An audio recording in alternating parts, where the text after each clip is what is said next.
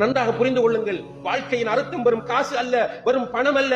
சிலர் முட்டாள்தனமாக காசு பணம் என்று நினைத்துக் கொண்டிருக்கிற போது ஹார்ட் அட்டாக் மௌத்தாயிட்டார். அவர் தின்னவும் இல்ல, உடுக்கவும் இல்ல, கொடுக்கவும் இல்ல, சதக்கா ஜாரியா செய்யவும் இல்ல, போயிட்டார். இந்த பிள்ளைகள் சண்டை சொத்த பங்கீடு செய்யறதுல கோர்ட் கேஸ், இரத்த உறவுகள் முறிந்து நிற்கின்றன. காசு அல்ல லைஃபினுடைய நோக்கம். லைஃபுக்கு காசு தேவை, வாழ்வதற்கு காசு தேவை.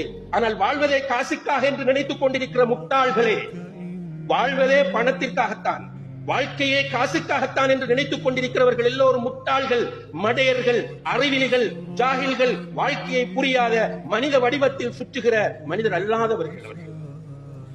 நம்ம வாழ்றது காசுக்காக அல்ல. காசு எங்க யாரு கொண்டு போனார்? எத்தனை எத்தனை பணக்காரர்கள் வந்தார்கள், லிஸ்ட் மாறிக்கொண்டே இருக்கிறது. டாப் 10 பணக்காரர்கள்.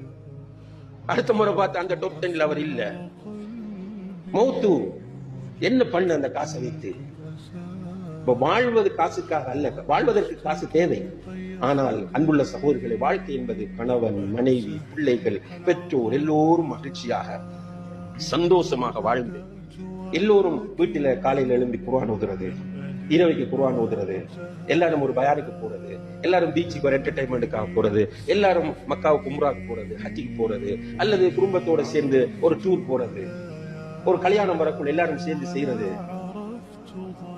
இதான் வாழ்க்கை.